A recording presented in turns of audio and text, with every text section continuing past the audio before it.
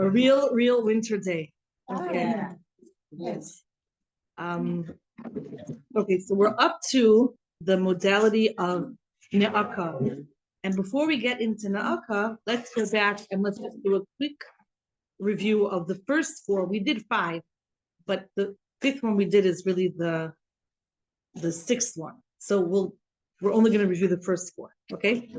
So we said the first one is tefillah. Tefillah is the modality of self-assessment and alignment, right? If you want to get one word for tefillah, it's alignment, becoming aligned with HaKadosh Baruch Hu's will, which is why tefillah we have a lot of halachot, right? How we stand, when we bow, when we say things out loud, when we say things quietly, when we can talk, when we can't talk, interrupted, not interrupt, how we stand, etc. That's all tefillah. And the second modality of prayer is tchina. So tchina was the humble tchina. Not like tchina, like right. Tchina with the soft, with the tough, the last letter of the alphabet, right?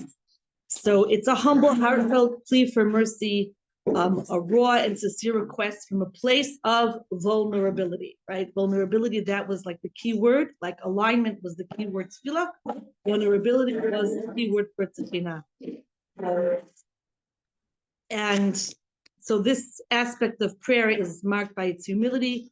It's where we set aside ourselves, our pride, our ego, and with an open heart, like David HaMelech does throughout Tehillim, we ask HaKadosh Baruch Hu for help, for guidance, for support, for feeling embraced.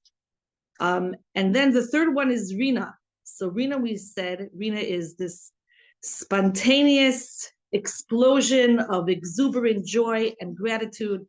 It's a prayer of celebration, of singing praises. And the key aspect of Rina is it's this, like we said, spontaneous burst forth expression of delight. And it's, want to put it into one word, not one word, I don't have one word for Rina, but this attitude of gratitude, right? Which just, it comes. Now, it comes, we said, the person has to work on this, we have to be conscious of it, but it's not something we exactly could plan, right? When I get to this word in Shemona Esrei, I am going to burst out in spontaneous joy, because that's the opposite of spontaneous, right? Okay, and then last, we did Pigia, but we're gonna recap on that next week, Bezrat Hashem. And now today we're gonna, I'm sorry, last week we did Sa'aka, which was a cry. You said it has no word. What comes after Rina? Sa'aka. Sa'aka. A cry.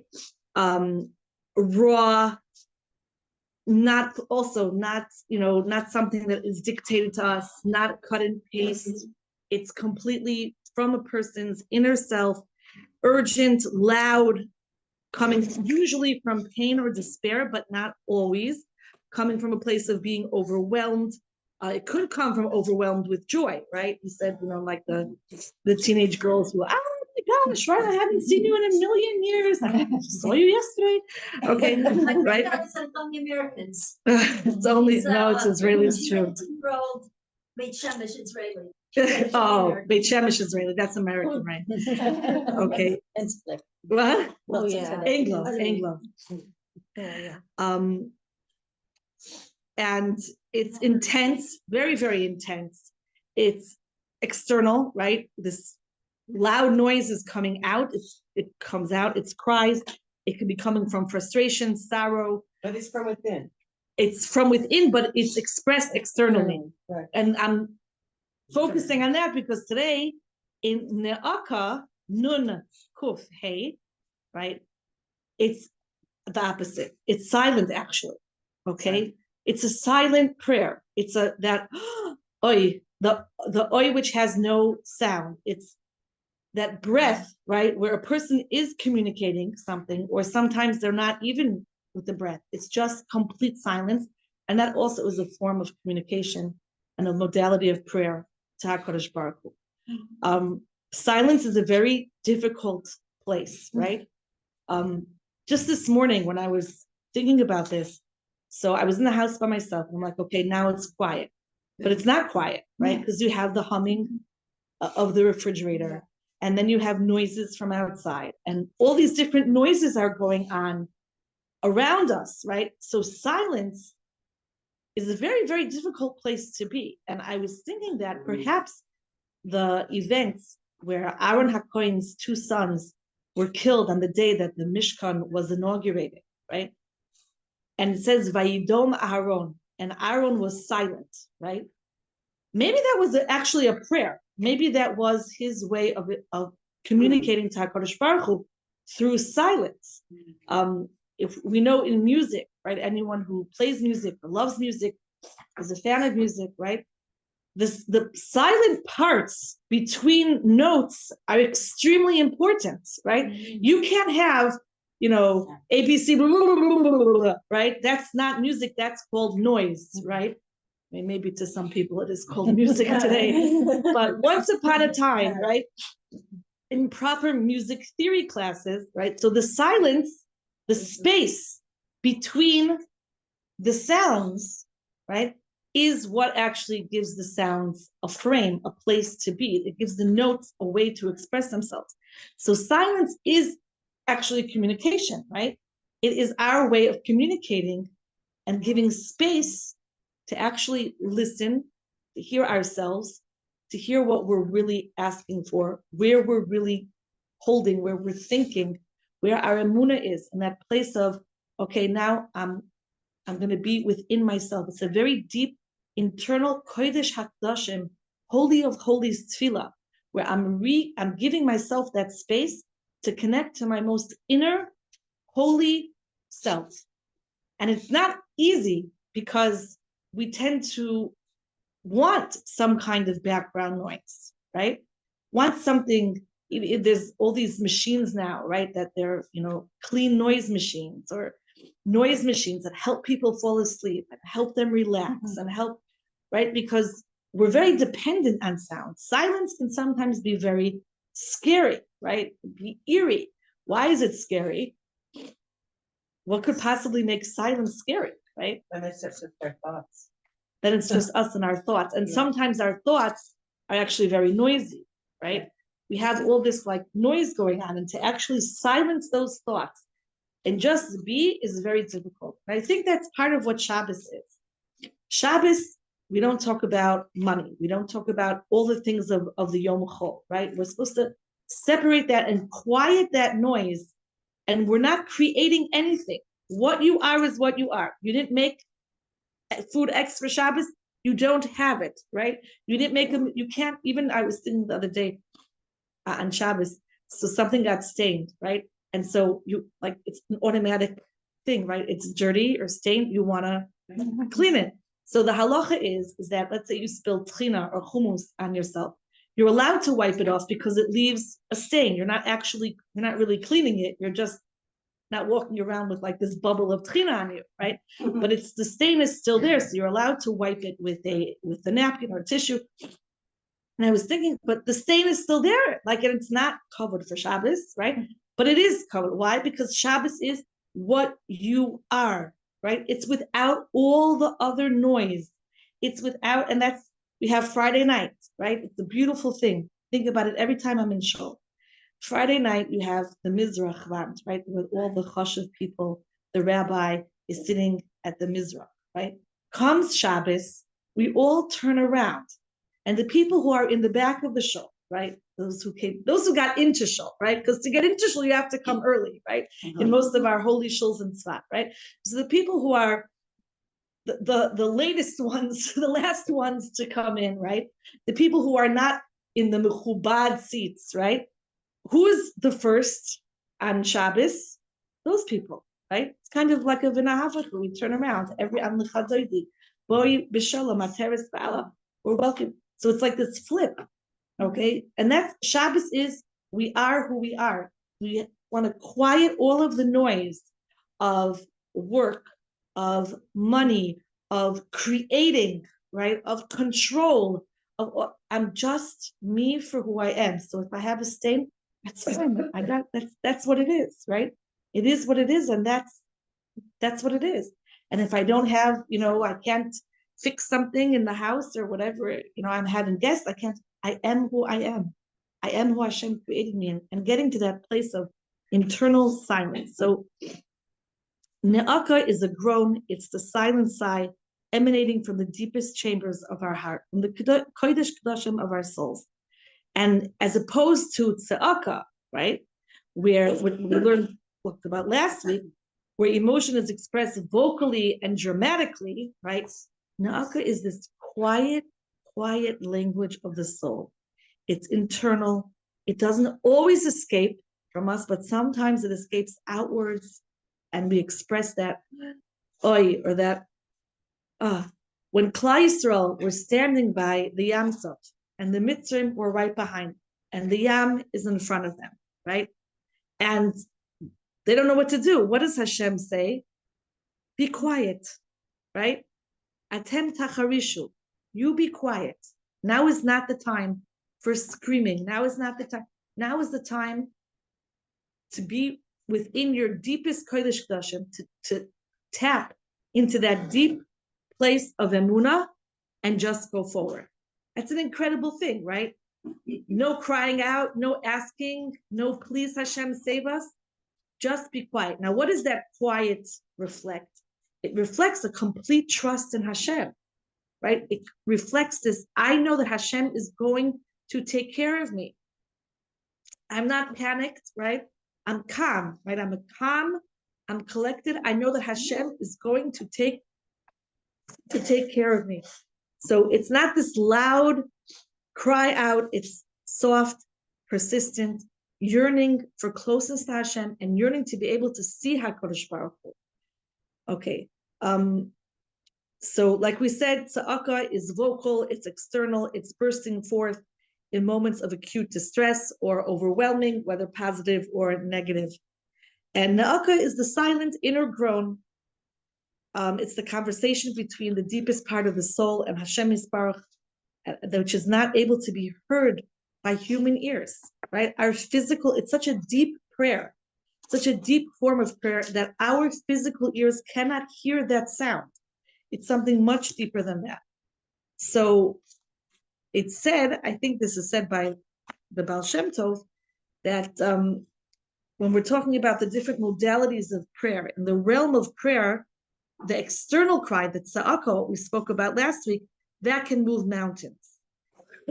But the ne'aka, the silent groan or krechs, right, that reaches the inner sanctum of HaKadosh Baruch Hu, right, the Kodesh HaKadoshim, the Holy of Holies, this inner language, which is silent, right, it's completely silent, and it echoes our deepest longing, thoughts, pain, and even joy, our unspoken sorrows, our unspoken gratitude, right, and our deep desires. That makes mahut an essential change, right? Moving the mountain is taking a mountain and moving it to another place. That's a miracle, right? No one's saying it's anything less than a miracle. But changing a mountain into a valley, or changing a valley into a mountain, that's what ne'aka would do. That's changing the essence of what something is. Making a midbar, right? The desert blossom, right? That is ne'aka. That's the koach of ne'aka. So to move mountains, that's one thing. But to change the essence of something, that's even more powerful. And that's the power of ne'aka. And this is when David HaMelech says in Perek Mem Beis of Tehillim, Tzamalecha nafshi, kamalecha bisari. David HaMelech longs for HaKadosh Baruch Hu. He's thirsting for HaKadosh Baruch Hu, right? So these are actual words, but they represent that deep longing of, I'm lost right now. I feel alone, and I feel those feelings, right? I'm not afraid to feel those feelings of distance or hastar from Hashem. And the minute I feel them, and I could say, not say, right? That the breath of that longing feeling, that is a form of prayer. You want to say something? Yeah. So the koach of ne'aka, you're saying it's actually like totally changing the. So is that the same as transforming? Yeah, which transcendence maybe is the word, but yeah, it changes them. It completely changes an essence.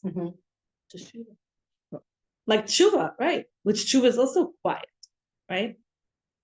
Tshuva is a quiet thing. We don't go out and scream, right? Hello, everybody. I've done tshuva, right? Okay. Tshuva is a very internal Kodesh HaKadoshim act. It has to say that similar power. So if we look through Sefer Tehillim, you see that many of David HaMelech's, the prakim of Tehillim, right? He's expressing this deep, deep longing, right? So those are words. But behind the words, right, is the feeling, right? And is the space between the words. I one time heard something very beautiful. I think I heard this from, what was his name? Those blue pamphlets. Sorry, I don't remember. I want to say Shapiro, but I think that's wrong. Doesn't sound right. Anyways, years ago, I used to subscribe to he lived in Beit Vegan, a very big Baal Machshava. Used to get these blue pamphlets every month, which had incredible insights in. And one of the things that he wrote there, and I apologize for not remembering his name, is we say that there's Shishim Ribo Oiseres Batorah. There's 600,000 letters in the Torah. And each person, each man has a letter in the Torah. So what about a woman, right? Yeah. What does she have in the Torah? And he said, the woman is the white parchment which holds the letters, right? That's an incredible thought. And I think it's very aligned with the concept of silence, right? Where silence holds the words, right? Someone who's talking all the time. I mean, I know what I do when I'm talking with someone who talks nonstop, right? At a certain point, I space out, right? I have no idea. Yeah, really? Okay, right? Interesting. Okay, very, whatever you said, I hope, right? I hope by the end of the conversation, I haven't committed to only who knows what, right? Sometimes when I talk to my granddaughters, one of them who just loves to talk and talk and talk, after I get up, she's finished talking to me, her mother gets on the phone and said, what did I just promise her? Right? I mean, she's 5 years old. So, and she's speaking in a mixture of Hebrew and Yiddish that don't know what she's saying. But in any event, I hope I didn't just promise her that, who knows what I gave her. We don't listen, right? We need space to digest, right? We need space to think, what did we just hear? We need space to process. We need that for ourselves as well, right? So the white cloth holds the words. The white cloth gives space for those words to exist and reach their goal and be who they are.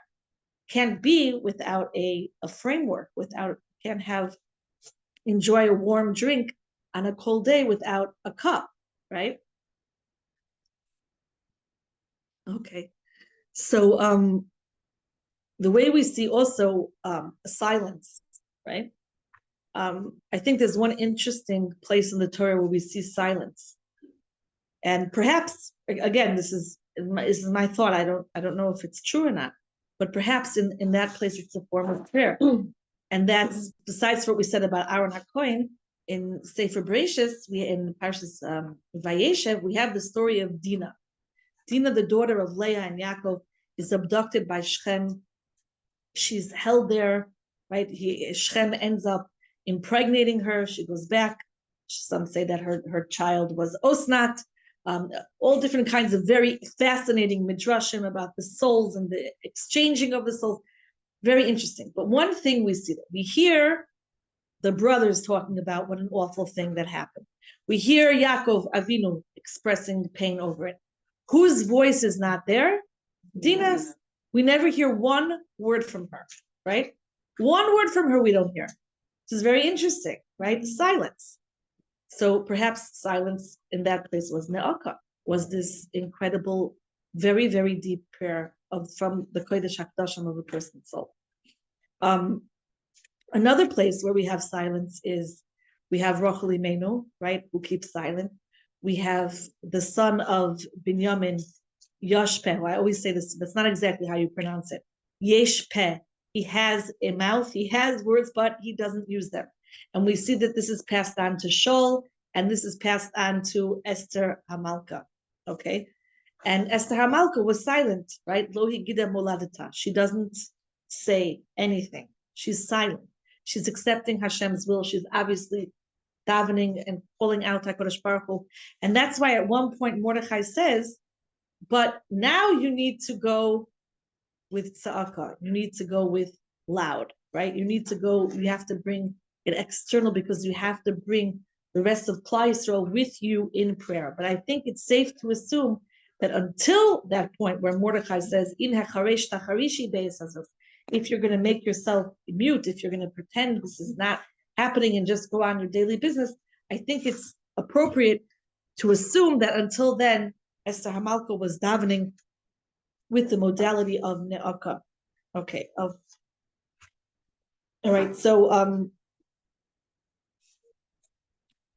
perhaps we also could extend ne'aka to talk about the inner dialogue that we have with ourselves, right?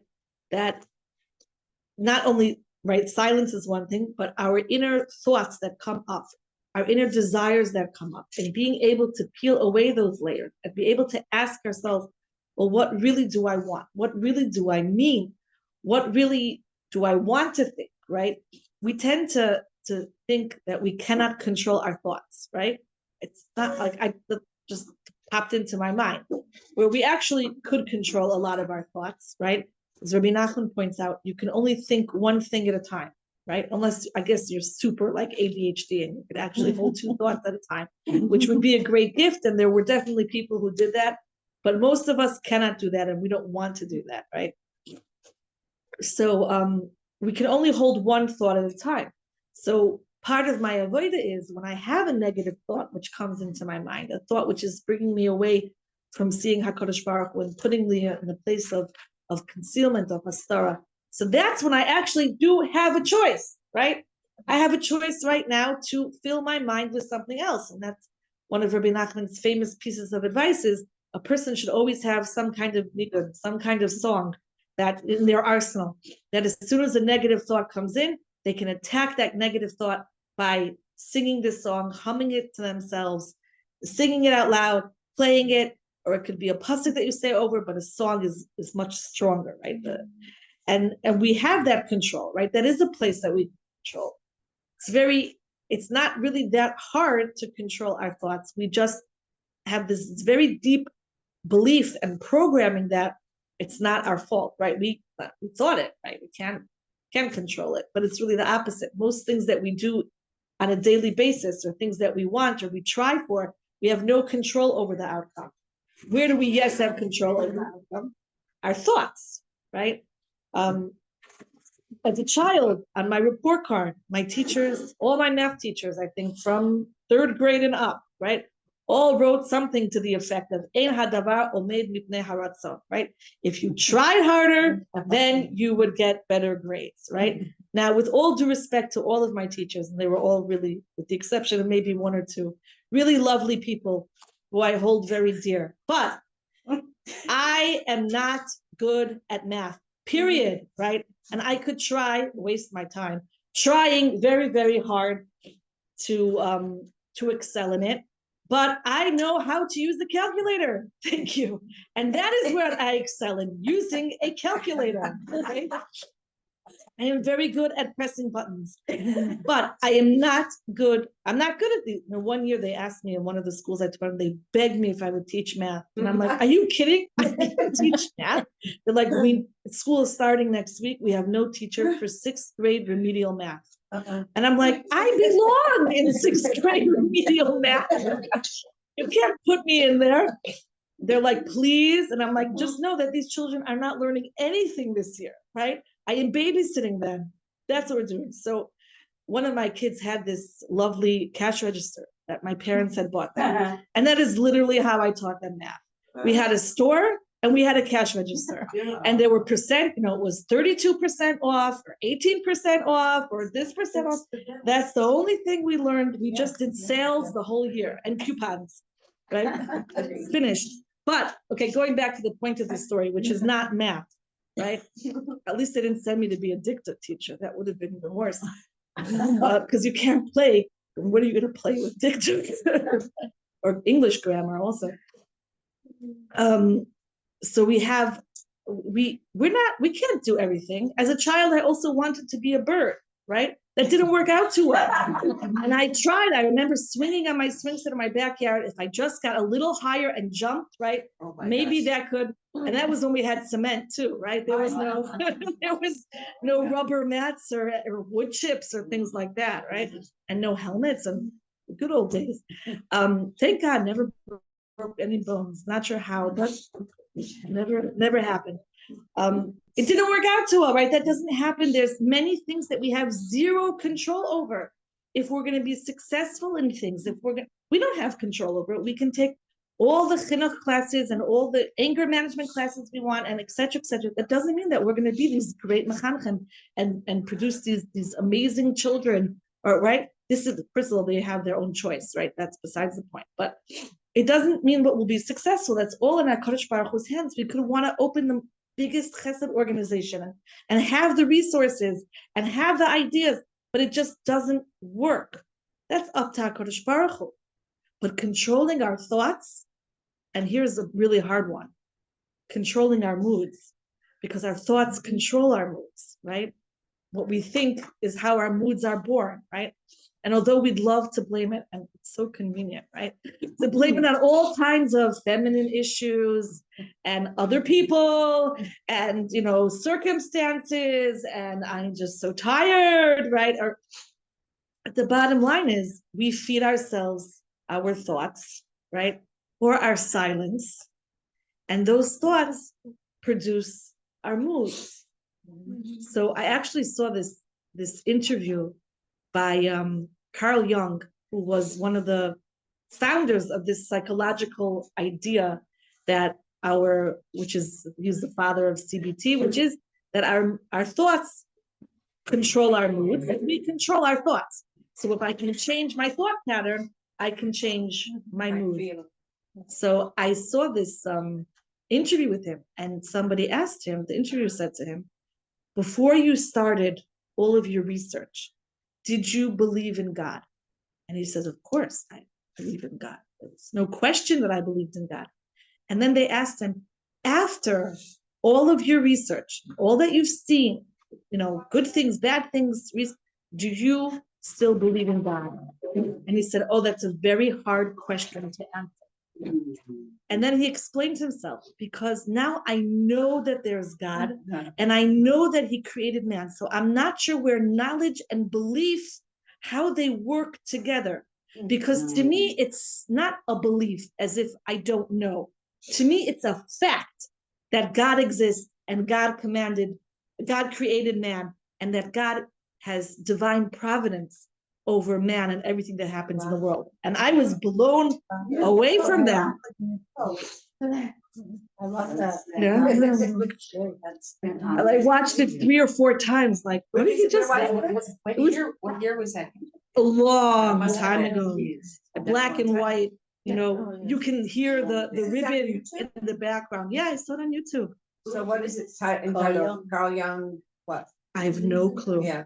But it was really beautiful. Yeah. It was Really? very, very beautiful. Carl Jung.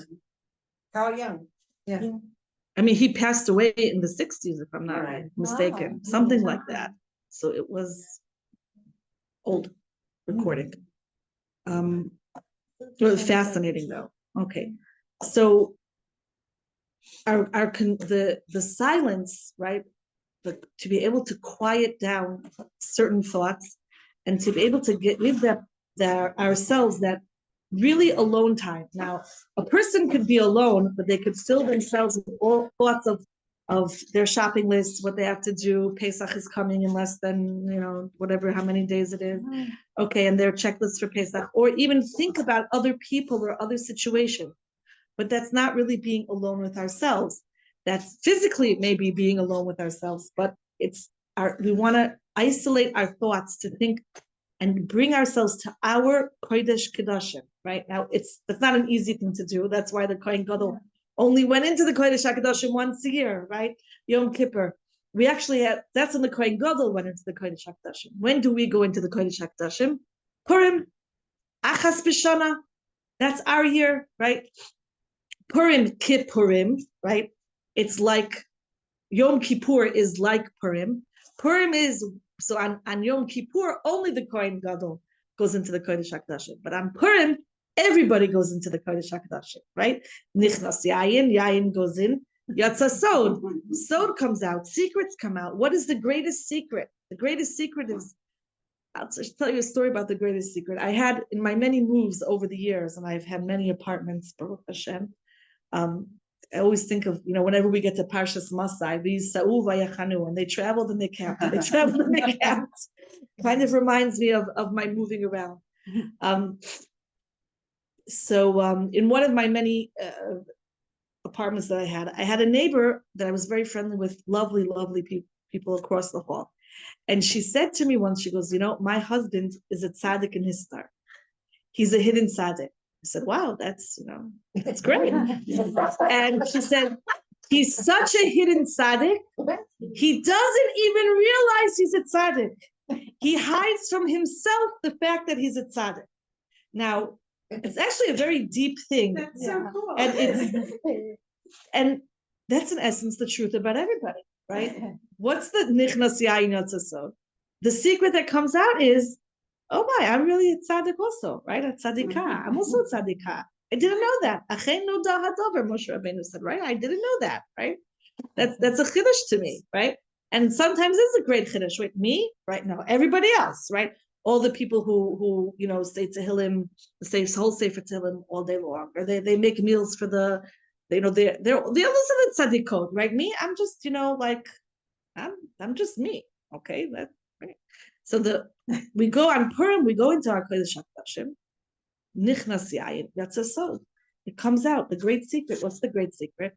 V'yamech kulam tzadikim, right?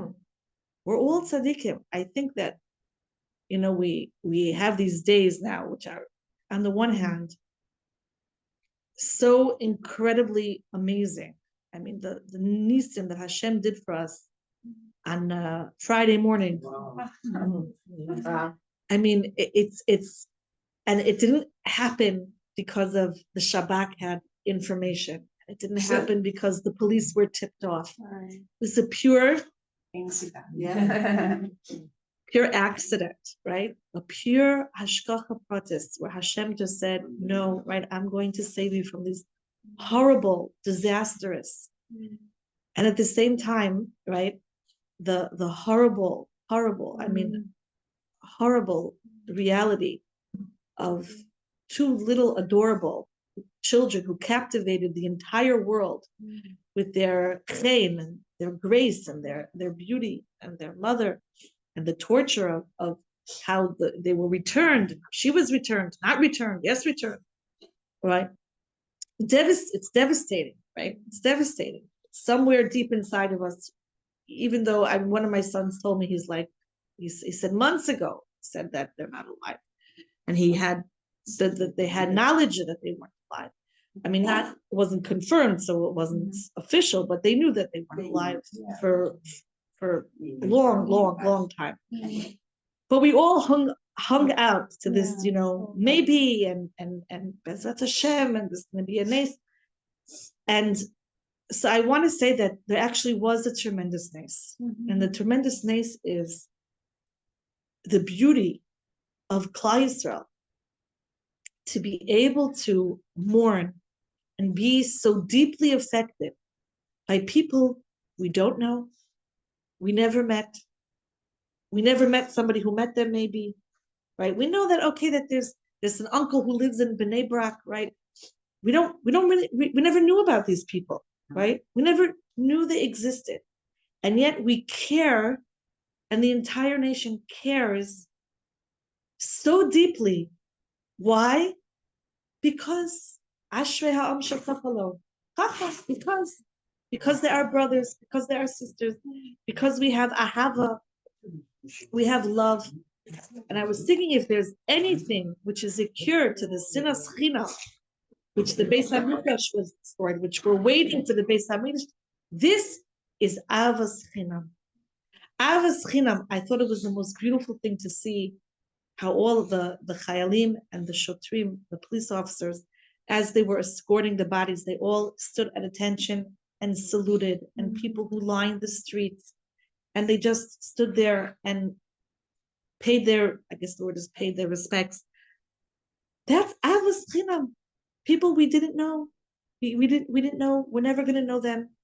And what's interesting is that his Yardain Bibis' sister came out with a statement yesterday that it's very hard for him to be so famous. Like what? Why do people know me? Who am I? Right? And it's kind of like going back to that tzaddik nister that we just said. Like, did we know?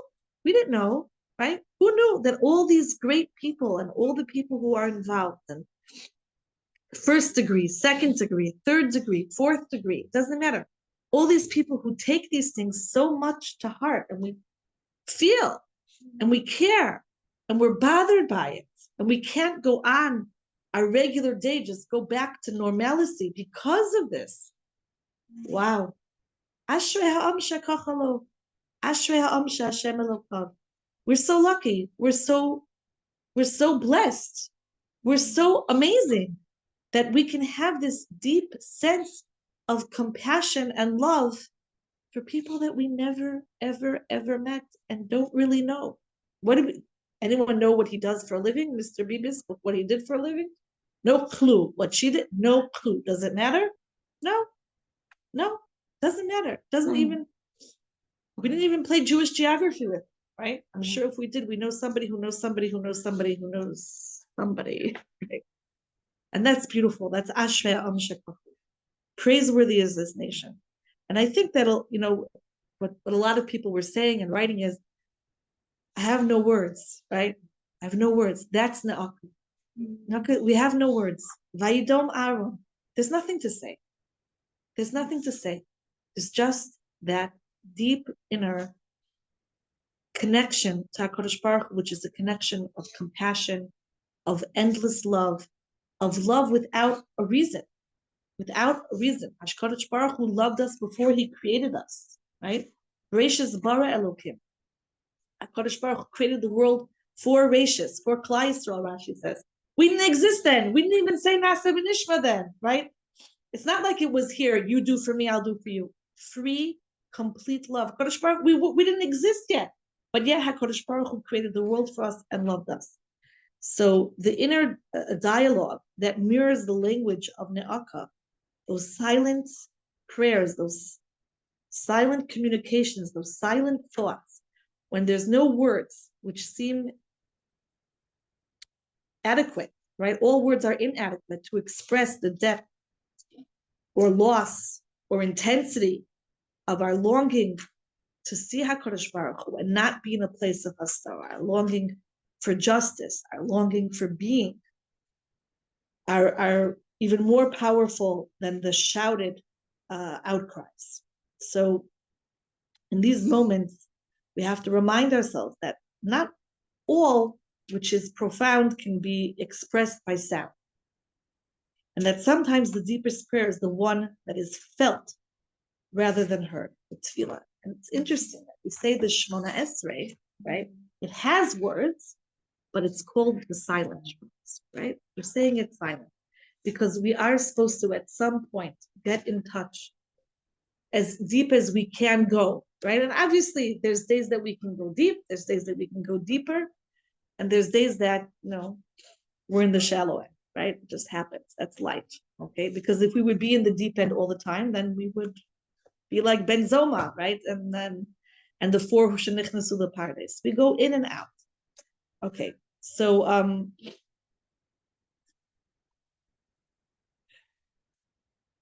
one of Rabbi Nachman's teachings, which is that part of hitbodedut, which we spoke about last week, personal prayer, so part of hitbodedut was calling out, right?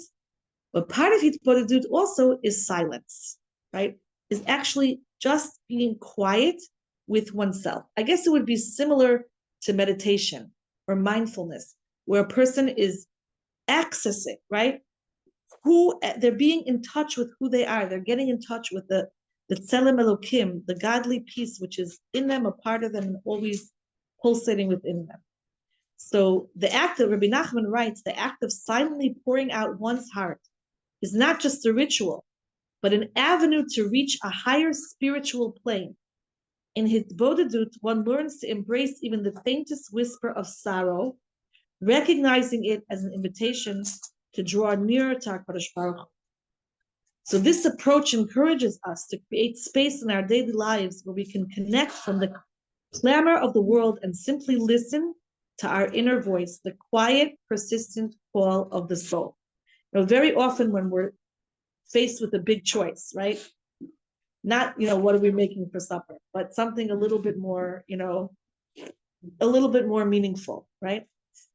I'll tell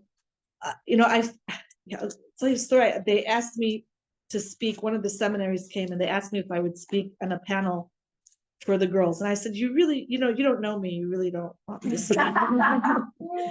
Yeah, you sure about that? And she's like, yes. And yeah, I'm like, I'm not, you should do your homework first before you call me. But she got my number from somebody and I speak for free. So, it's a good bargain for them. Nothing better than free. So, she asked me to come. I said, fine, right? So the girls asked questions. All right, weren't so interesting questions. Afterwards, as I'm leaving, it was Shalosh Shudis. One of the girls says to me, she goes, it was so interesting. I really loved Tzfat. Do you think I should live here when I get settled? And I said to her, I think that if you're asking me, a total stranger, that question, you have better questions that you need to deal with first before you something. I said to her something like that, which wasn't really such a nice thing to say to her, but I felt that it was like, it was the truth. And It hurts. Yeah, but why are you asking a total, so a lot of times when we're faced with a big decision, we want to ask somebody else, right? Today, the young kids, they ask ChatGPT, right? Well, what should I do? I have this or this choice. What's the best thing for me? Or sometimes somebody will open the telephone book and find some rabbi and say, what, let me see. Do you speak English? Yes. Okay. Tell me what I should do, right? I have this, right? And asking for advice from a rabbi, from a therapist is always a good idea. But a good rabbi and a good therapist is not going to give you an answer.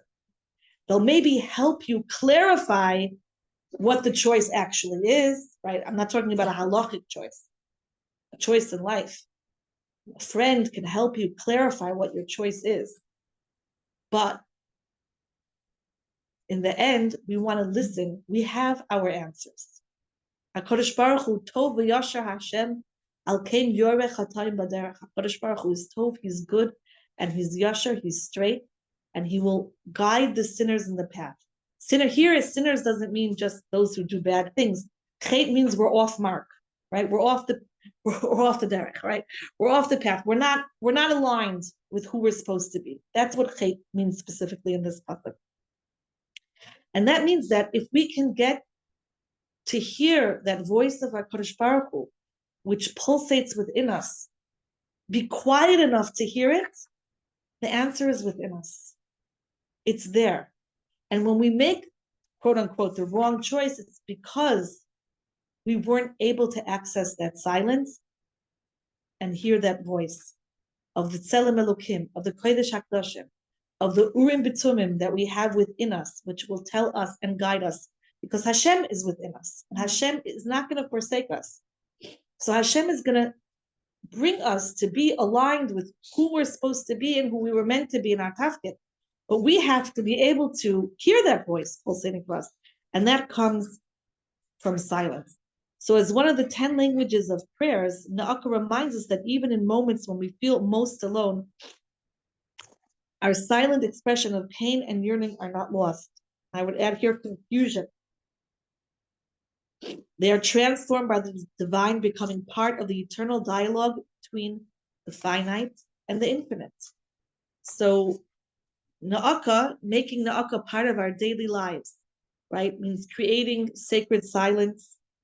It means meditative reflection. Those two activities are what can bring us to be able to hear.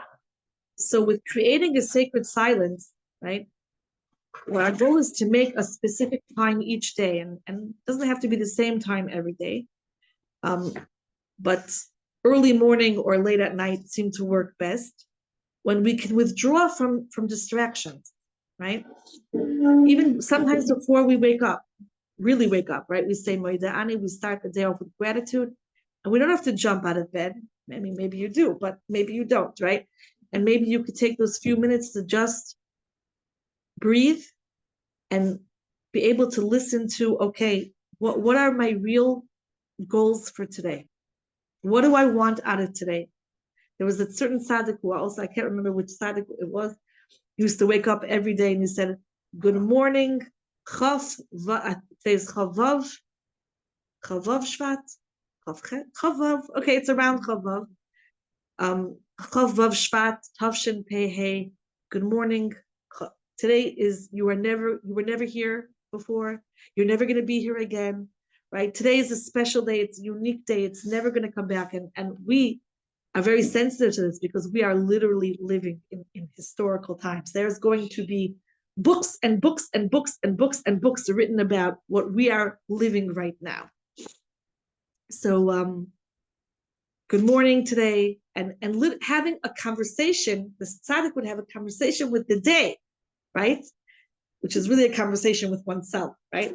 About Bezrat Hashem, all the shefa of the day should come to me, and the uniqueness of these minutes and these hours and this day should fall upon me, and to be connected in that extremely deep way to the time, to the day, to the preciousness of today, right? And it's not easy, right? Because we have a lot of things that we're very busy with, right? Pressure and this, and I have to take care of this, and there's always things to take care of, right? Always things to take care of. So to find that quiet space when we can sit or lie down in contemplation and allow our heart to speak to us, so that not with words, right? Without the needs for words or to say it out loud, but within our heart, that we could feel, okay, what do I want to really ask Hashem for today? What am I lacking, right? And it could be the opposite also. What do I have, right? Gratitude. Rabbi Ruchama Shein, she had her own version of playing the famous game, right? Head, shoulders, knees, and toes, right?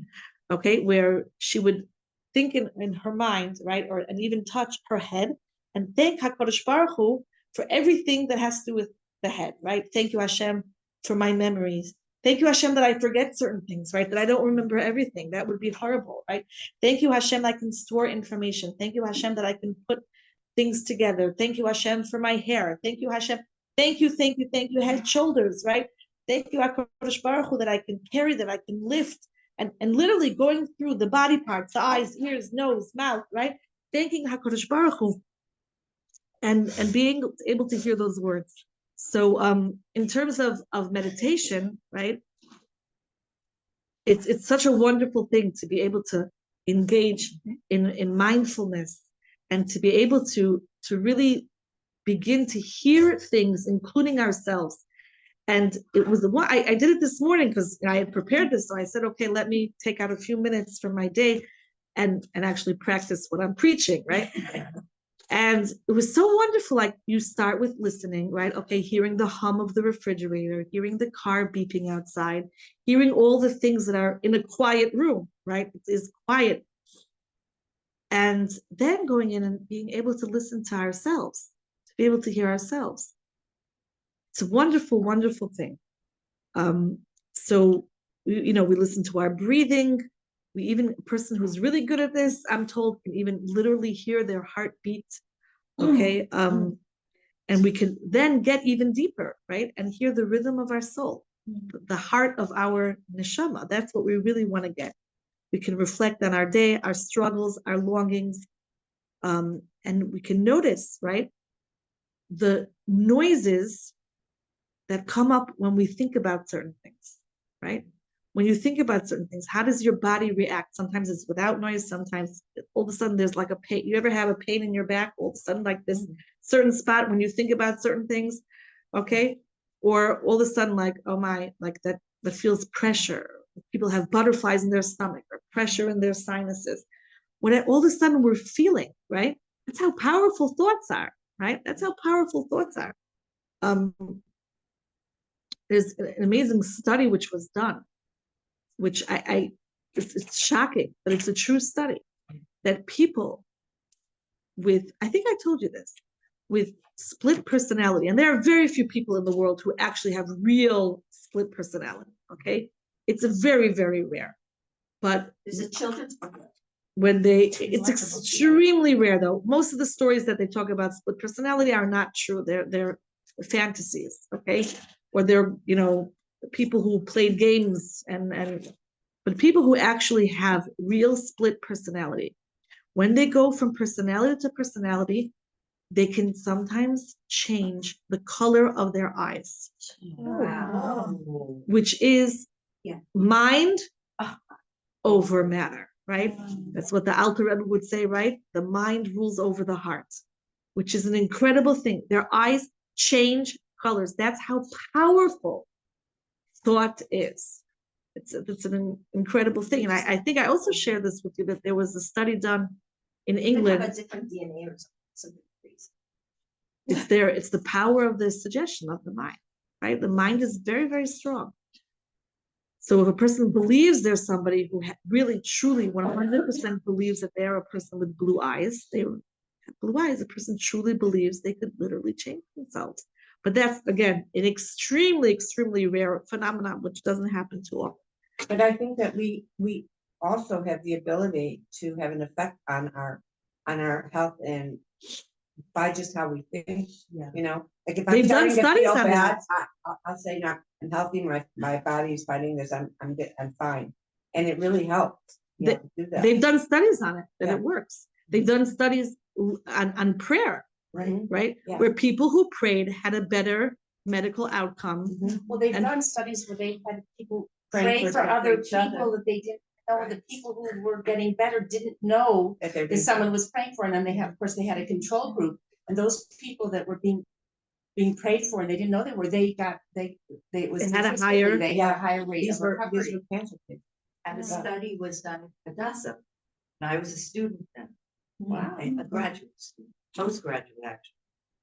To What was the study? exactly that. That is there something called self enactment? That you wish something, you praise something, and this one was one of the earlier studies. I was there since 1980, and it works. It just works. And I think that a lot of the graduate students were happy, and a lot of them were disappointed. That, In the outcome. Those because most of them Religious were app. from. Fanatics. So did Yeah. they accept I'm the sorry to the say it like findings that. of this? Did they accept the findings of the study?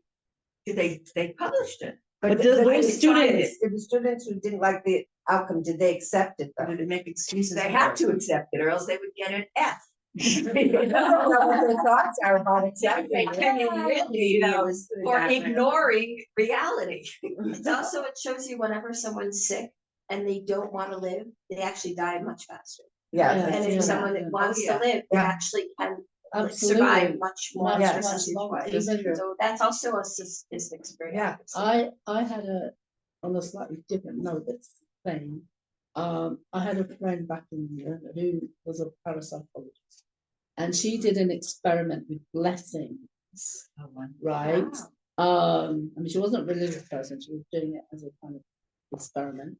She set up lettuces in a whole set of different circumstances, with control groups and everything like that. And she did different things to the lettuces depending on what it was. And one of the things she did was bless them, was one of the options of the series of trials that she did. And though it's available somewhere on, you could find it if you want research. And the lettuces that were blessed grew better.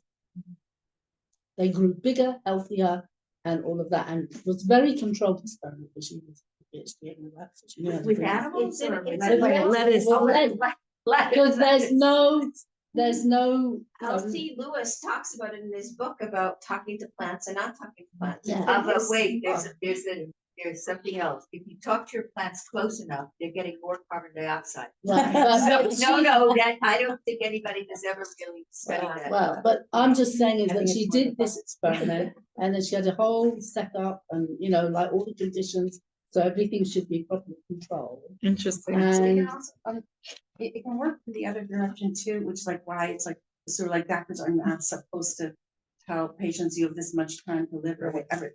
There's someone from Tzfat who, but like, their father was like told that he had a terminal illness and that like he had very like just like weeks, like very, very short amount of time and to live, and he died. And then somehow he discovered that he actually did not have that illness that they had told him that he had. The power of suggestion. Yeah.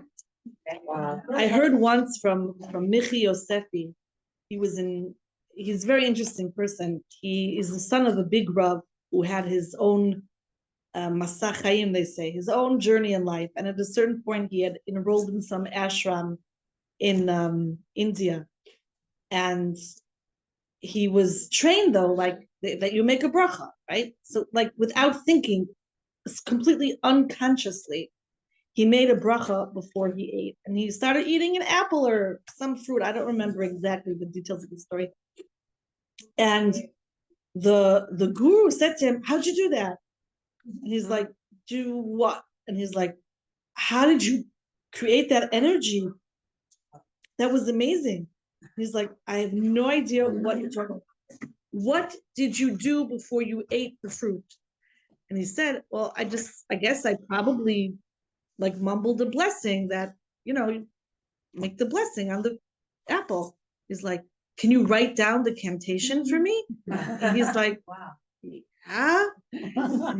And he was like, "I have no idea what you're talking about." And the guru said to him, "Look, I've been trying to create that kind of energy. I fasted for, days at a time and meditated for years, and I can't even get like a tiny bit of what you just did. Go back to B'nai Brak." And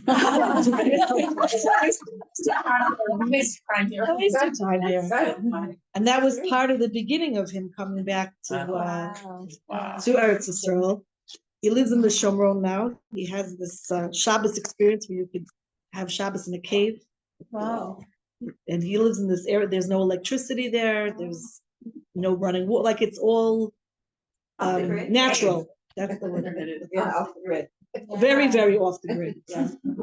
Yeah. There's this Japanese study with water even, that the molecules of water look like in a star